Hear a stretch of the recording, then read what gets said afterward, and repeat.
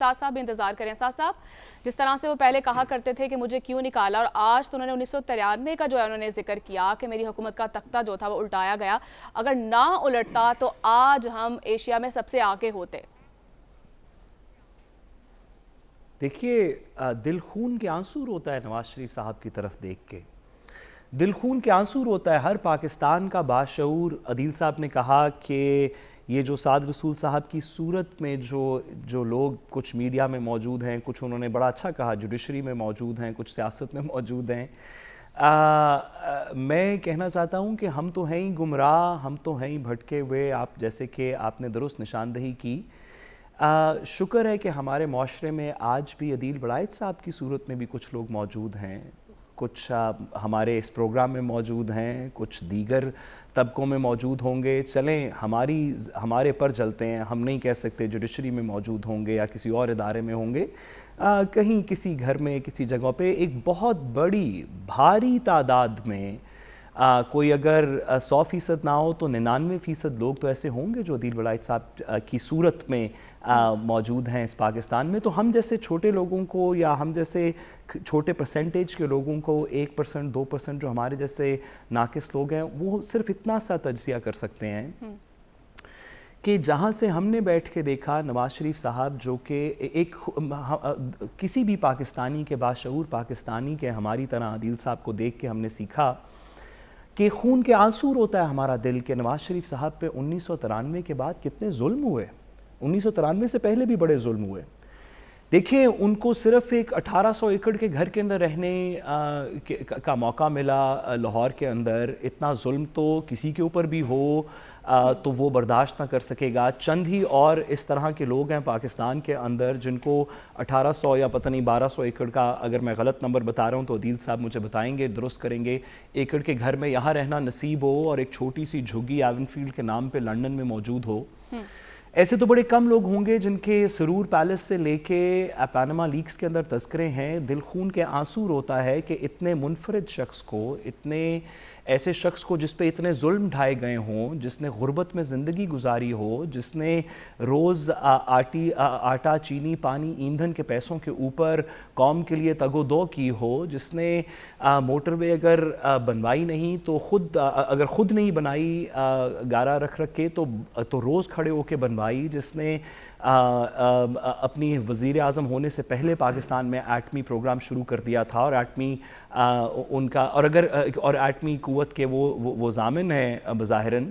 اور اگر میں نے صحیح سنا تو شاید انٹرنیٹ بھی نواز شریف صاحب نے پاکستان کے اندر ایجاد کیا تھا، اس طرح کی بھی شاید ایک سٹیٹمنٹ ہے.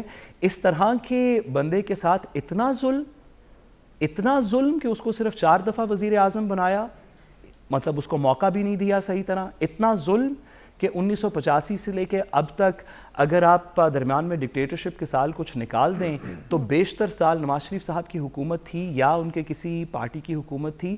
اتنا ظلم آج جو انہوں نے گلے کیے، ہمارا دل ان کے ساتھ خون کے آنسو روتا ہے. یہ کس طرح کی قوم ہے جو کہ اتنے عظیم لیڈر کے لیے 1993 میں نہیں نکلی، اور اس کے بعد 97 میں نہیں نکلی، اس کے بعد 18 میں نہیں نکلی، اس کے بعد آج نہیں نکل رہی. کس طرح کی یہ گمراہ قوم ہے. شکر ہے کہ عدیل صاحب جیسے لوگ ہمارے پاس موجود ہیں جو ہمیں کچھ راہ راست پہ لے کے آئیں گے. اور وہ کون سے لوگ ہیں جن کے لیے قومیں نکلتی ہیں؟ اب نواز شریف صاحب کیا کریں گے تو اب منڈیلا کی ہم ان کو تسلیم کریں گے. منڈیلا کے لیے اتنی قوم نکلی تھی، کیا کریں گے تو مارٹن لوتھر کنگ ہم تسلیم کریں گے. سعد رسول صاحب کمپیریزن دیتے ہیں معیشت کا. میں تو آپ کی بات سے ایگری کر رہا ہوں، میں تو آپ کی بات سے ایگری کر رہا ہوں. میں تو اگر آپ میرا دل خون کے آنسو روتا ہے اتنی لیکن میں یہ چاہ رہا تھا کہ آپ یہ بھی بتاتے اتنی مظلومیت پہ. میں خیبر پختونخوا میں مسلسل تیسری حکومت جو ہے اس کا اگر آپ نہیں آگے بات ہونی چاہیے تھی. عدیل صاحب ہم تو پہلے ہی آپ کی بات ایگری کر گئے ہیں. وہ کس طرح کی گمراہ حکومتیں تھیں جس کے اندر 6% گروتھ ریٹ چل رہا تھا. شکر ہے اللہ کا کہ ہمارے پاس واپس نواز شریف صاحب کی زیر سایہ ایک حکومت آئی ہے جس کے اندر گروتھ ریٹ آسمانوں کو ٹچ کر رہا ہے.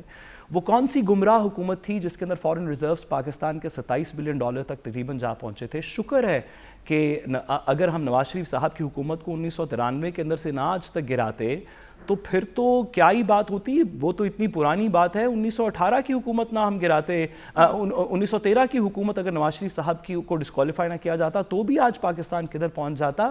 یہ باقی حکومتیں جہاں پہ کچھ فارن ریزروز بہتر ہوئے, گروتھ ریٹس بہتر ہوئے, ان کا کمپیریزن مناسب نہیں. آپ نواز شریف صاحب کا کمپیریزن کرنا چاہتے ہیں تو صرف نواز شریف صاحب سے ہی کر سکتے ہیں, کیونکہ ہیرے کا کمپیریزن کوئلے سے نہیں ہو سکتا, صرف ہیرے سے ہو سکتا ہے. میں عدیل صاحب کی بات سے پوری طرح ایگری کرتا ہوں.